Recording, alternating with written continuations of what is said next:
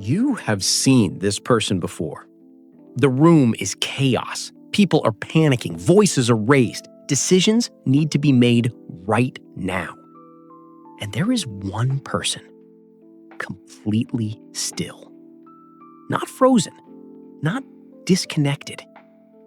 Still. Their breathing hasn't changed. Their voice hasn't risen. Their hands are steady. While everyone around them is breaking, they are thinking. Most people look at this person and think one of two things. Either they don't care, or they were just born this way. Both are wrong. What you are watching is not a personality trait. It is not a gift. It is not luck. It is the result of something that happened to them. Something that quietly rewired the way their brain responds to threat. And understanding what that is changes how you see calm forever. Most people misunderstand what calm looks like from the inside. They assume calm people feel less, that the crisis doesn't register, that somehow the urgency doesn't reach them. This is completely wrong. Calm people feel everything. The threat registers. The stakes are real to them. The pressure lands. The difference is not in what they feel. The difference is in what happens next. In most people, when a crisis hits, the amygdala fires. The brain's threat detection system takes over. Cortisol and adrenaline flood the body. Heart rate spikes. Vision narrows. Rational thought becomes difficult. This is the fight or flight response. And for most people in a crisis, it runs unchecked. In the calm person, something different happens. The amygdala still fires. The threat still registers. But between the threat and the reaction, there is a pause. A fraction of a second that most people never develop. In that pause, the prefrontal cortex engages. The rational brain steps in. It evaluates. It slows. It chooses. Neuroscientists call this the amygdala prefrontal pathway. And in people who stay calm under pressure, this pathway is stronger, more practiced, more automatic. Not because they feel less, because their brain has learned to insert thinking between feeling and reacting. In 2007, researchers at Stanford University conducted a study on emotional regulation. They showed participants distressing images and measured brain activity in real time. What they found was not that calm people showed less amygdala activation. Both groups, the reactive and the regulated, showed similar initial threat response.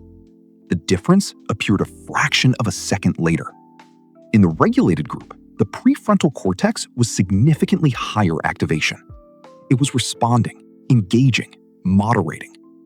In the reactive group, the prefrontal cortex was quieter, less engaged.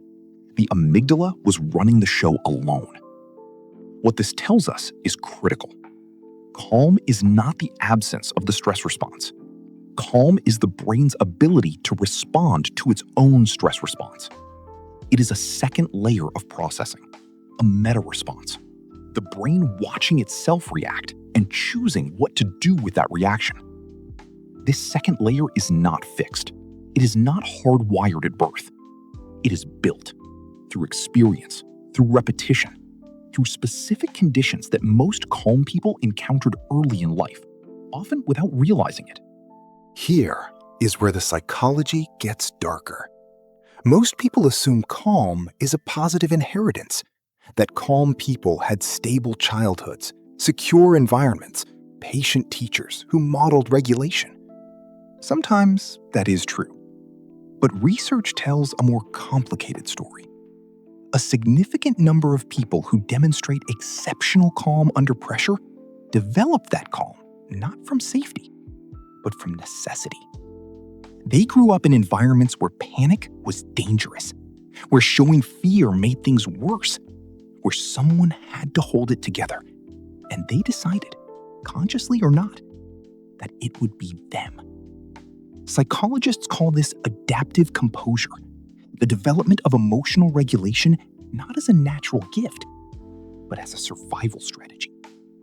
The child who learned that staying calm kept the peace at home.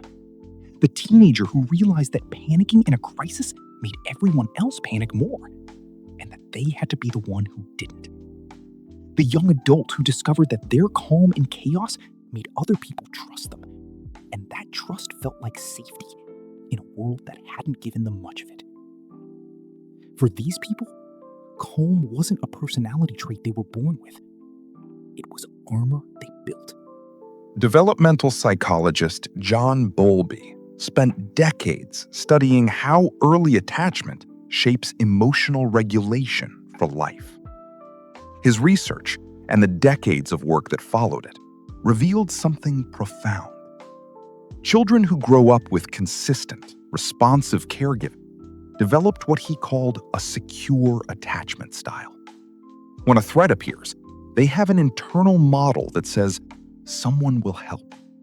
I am safe. This will pass." That internal model becomes the foundation of their stress response for life. But children who grow up in unpredictable or high-stress environments develop a different internal model. One that says, "I have to handle this myself." Showing distress doesn't bring help. Staying controlled is safer than falling apart. And so they learn to regulate alone, quietly, internally, without showing the seams. This is not a flaw. It is an extraordinary adaptation. But it leaves a mark. Because the calm these people carry is not the calm of someone who has never been afraid. It is the calm of someone who learned that fear was a luxury they couldn't afford. And that distinction changes everything about how you understand the still person in the room. So what actually happens inside a calm person when a crisis hits? Research on high-performance individuals, military leaders, emergency surgeons, crisis negotiators, elite athletes reveals a consistent set of internal behaviors. The first is what psychologists call situation assessment before emotional response. Most people in a crisis immediately react emotionally. The calm person pauses, even for 2 seconds, and asks internally, what is actually happening here? Not what it feels like, not what it might mean. What is actually, factually happening right now? This 2-second assessment disrupts the automatic panic response before it can fully take hold. The second behavior is breath regulation. This is not metaphorical. Slow, controlled breathing directly activates the parasympathetic nervous system, the body's counterbalance to fight or flight. Calm people do this instinctively, not because they learned a breathing technique, because their nervous system has made this the automatic response to stress through years of practiced regulation. The third behavior is cognitive reframing. Where most people see a crisis as a catastrophe, the calm person sees it as a problem. Problems have solutions. Catastrophes have victims. This reframe happens so fast in regulated people that they are often unaware it is happening. But it is the single most powerful shift that separates the calm from the reactive. Here is what nobody talks about. The person who stays calm in every crisis pays a price. Not in the moment, in the aftermath. Because the stress doesn't disappear. The cortisol still rises. The nervous system still activates. The calm person simply delays their response. They hold the reaction inside the crisis and release it elsewhere. Later, alone, quietly.